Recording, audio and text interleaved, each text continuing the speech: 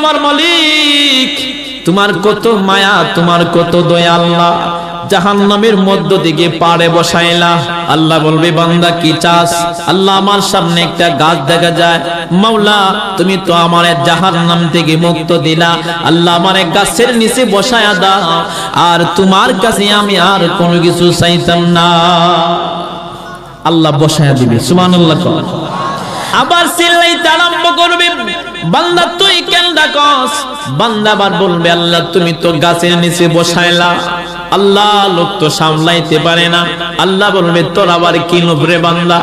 মাওলা রে, আমার সামনে জান্নাতটা দেখা যায়, আমার মনটা চায় আমি বাহির দিয়া জান্নাতটা দেখতাম। আমি তো জানি তুমি আমারে জান্নাতে দিবা না।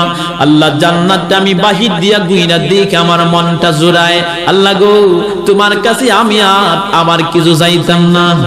আল্লাহ পাক তখন তার আবদার পূরণ করবে। তুই আর কি চাস? বলবে আল্লাহ তোমার জাতের কসম, এই কসম সেই কসম খেয়ে আল্লাহর কাছে ওয়াদা করবে।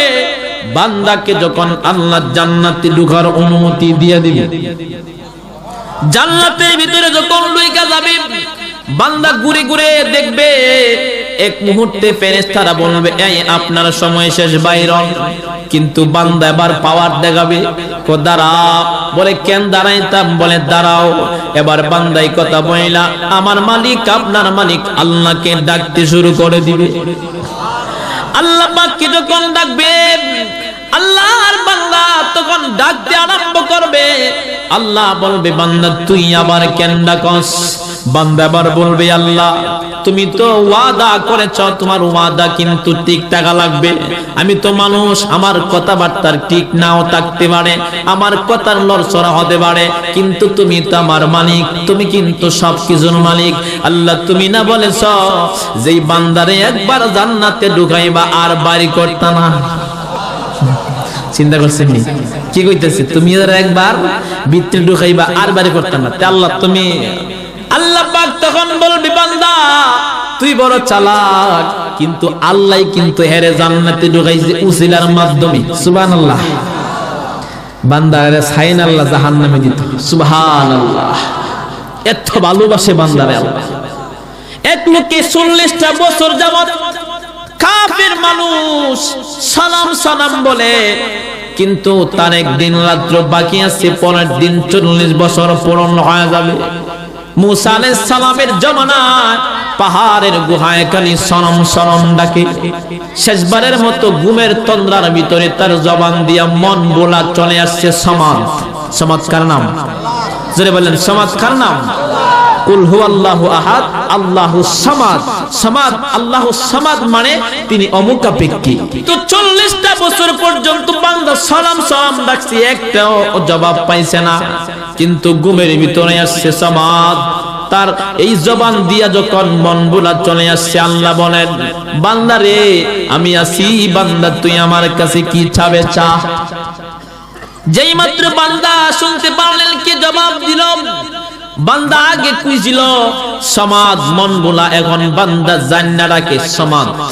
জান্না জান্না তো সমাদ, বারবার জবাব আসে। সুবহানাল্লাহ। যেই মাত্র বান্দাটা এমন দেখতেছেন, দৌড়ায়া মুসা নবীর কাছে গেলেন, গিয়ে বলতেছেন মুসা পয়গম্বর আমি 40টা বছর পর্যন্ত সনম সরম ডাকলাম, একটা উত্তর পাইলাম না, কিন্তু আজকে আমি সমাদ ডাকলাম, কে জানি আমার জবাব দিল। কে গো তিনি কে?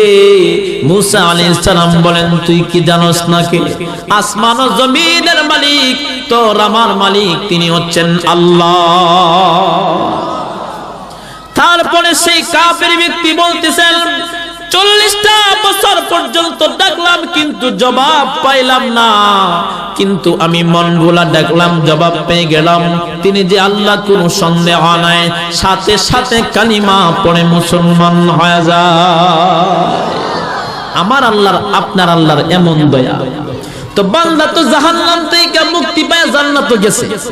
আল্লাহ তোমার কথা কাজে মিল থাকা লাগবে।